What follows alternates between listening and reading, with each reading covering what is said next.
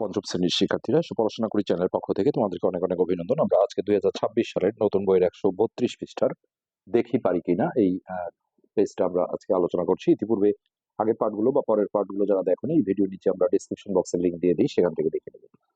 তো এই যে আকৃতিটা, এই আকৃতিটার ক্ষেত্রফল চাওয়া হয়েছে। তো এইখানে দেখো, এই জিনিসটা একটা আয়তক্ষেত্র, আর এই পাশে একটা ত্রিভুজ আমরা দেখতে পাচ্ছি, সমকোণী ত্রিভুজ। তো এদের ক্ষেত্রফল বের করে যোগ করে দিলেই কিন্তু সম্পূর্ণ ক্ষেত্রটার ক্ষেত্রফল বের হবে। তো এই আয়তটার দৈর্ঘ্য দেখা যাচ্ছে এই যে এই 10 কিন্তু আসলে পুরোটা। তাহলে এই যে এইটা হচ্ছে দৈর্ঘ্য, যেটা 7 সেন্টিমিটার ছিল, তাহলে এখানে লিখলাম 7। আর প্রস্থের দিক হচ্ছে এই অংশটা, যেটা 4 সেন্টিমিটার। তাহলে আয়তের ক্ষেত্রফল হচ্ছে দৈর্ঘ্য গুণন প্রস্থ। হ্যাঁ, সো আমরা এখানে দৈর্ঘ্য হচ্ছে 7 গুণন প্রস্থ হচ্ছে 4, তাহলে 4 7 28, আর এককটা হবে বর্গ সেন্টিমিটার। যে কোনো ক্ষেত্রফলের এককে বর্গ কথাটা থাকবে। আর ত্রিভুজের ক্ষেত্রে দেখো, এই যে ভূমিটা, এই যে এতটুকু অংশ, তাহলে এটা আমরা কোথায় পাবো? এই পুরোটা হচ্ছে 10, এইখান থেকে এই যে এই অংশটা আর এই অংশটা সমান, কেননা আয়তের বিপরীত বাহুগুলো সমান হয়। তো এই পুরো 10 থেকে আমি যদি 7 সরিয়ে দিই, অর্থাৎ মাইনাস করি বা বিয়োগ করি, তাহলে কিন্তু আমরা এই যে ভূমিটা পাবো। তাহলে এটা হচ্ছে 10 বিয়োগ 7, এখানে ঘর করে দেওয়া হয়েছে। ত্রিভুজের ভূমিটা হবে 10 বিয়োগ 7 সমান হচ্ছে 3 সেন্টিমিটার।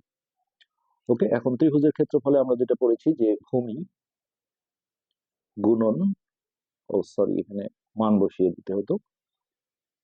তাহলে ভূমি আমরা পেলাম হচ্ছে 3, এই ভূমি গুণন উচ্চতা হচ্ছে এই যে এটাকে ধরা হয় উচ্চতা। তো এই মাপটা দেখো, এই যে এটা সমান, অর্থাৎ 4, তাহলে 3 গুণন 4 ভাগ হচ্ছে 2।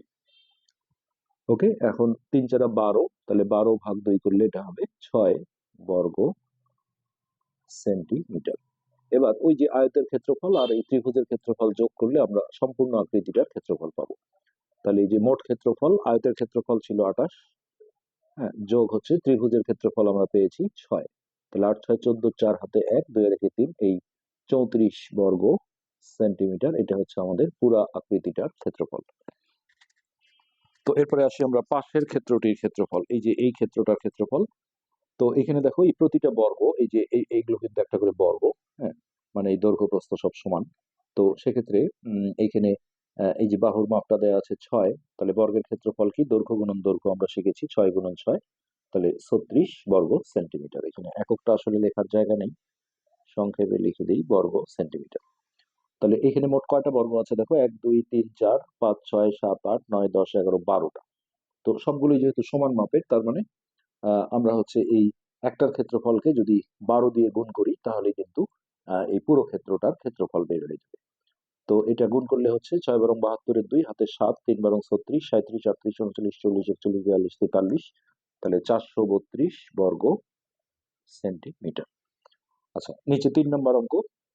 সব কাগজে নিচের আকৃতিগুলো আঁকি। একটা ত্রিভুজ যার ক্ষেত্রফল 9 বর্গ সেন্টিমিটার।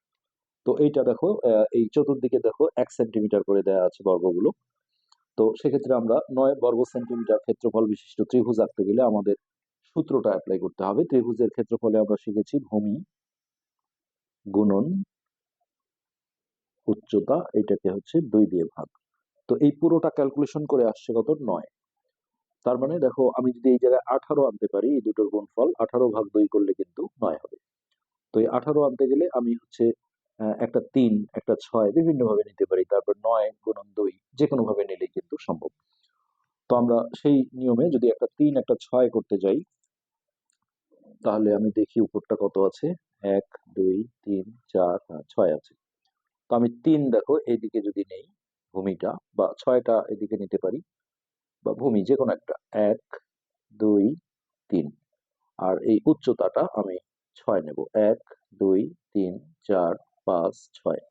তারপর এইটা যদি আমি যোগ করে দিই, তাহলে এই ত্রিভুজটার ক্ষেত্রে আমাদের ভূমি হচ্ছে 3 সেন্টিমিটার, আর এই উচ্চতাটা হচ্ছে 1 2 3 4 5 6।